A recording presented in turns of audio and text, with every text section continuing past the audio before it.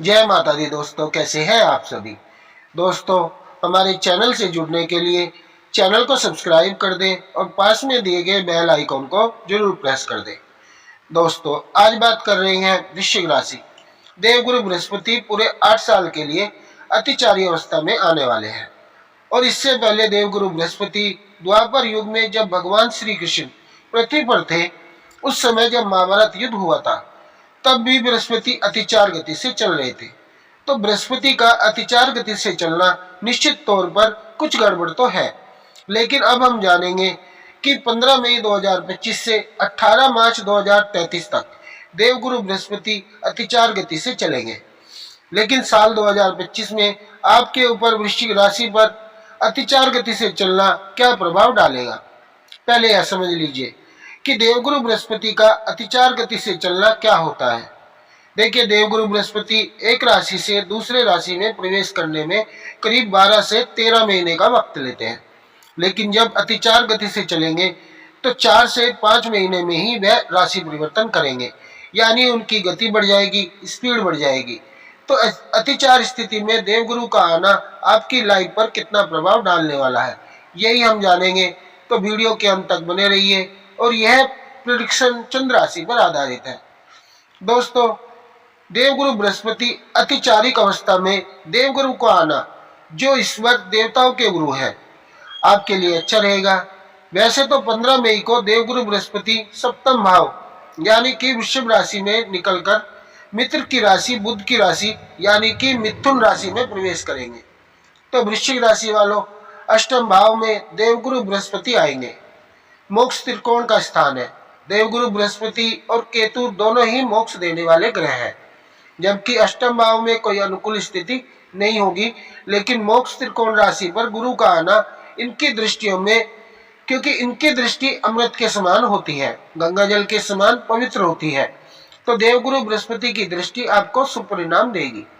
अष्टम भाव पर गुरु रहेंगे, इनकी दृष्टि 12वें घर पर पड़ेगी। तो 12वें घर पे 15 मई के बाद 12वें घर पर यानी विदेश का भाव, विदेश से जमीन से लाभ देंगे, विदेश से जुड़ा कोई कार्य संपन्न होगा।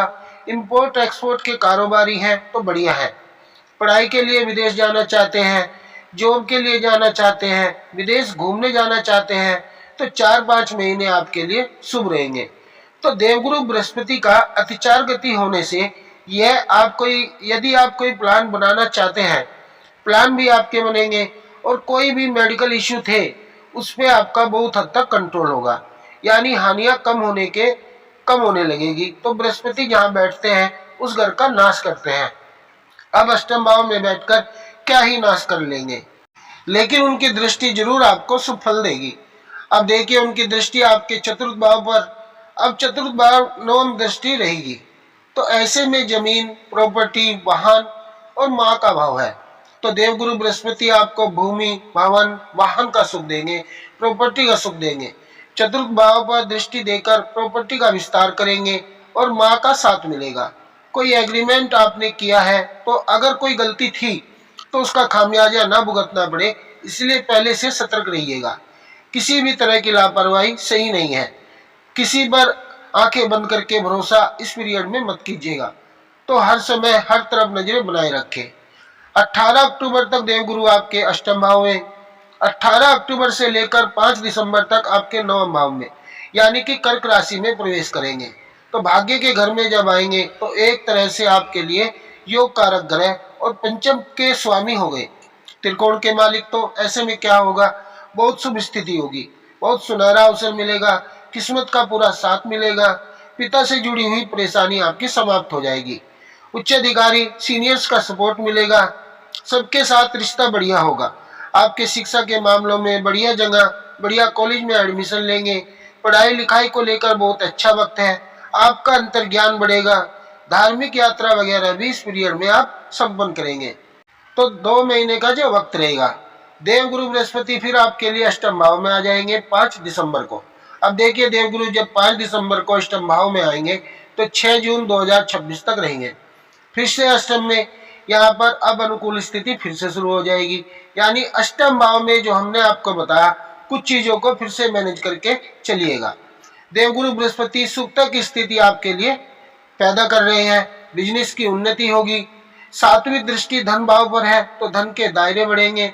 धन के आने के यानी अभी तक एक जगह से ही पैसा आ रहा था, अब आपको 2-3 जगह से पैसा आएगा। हो सकता है कि किराए से पैसा आए या कहीं आपने कुछ अलग से काम शुरू कर दिया हो।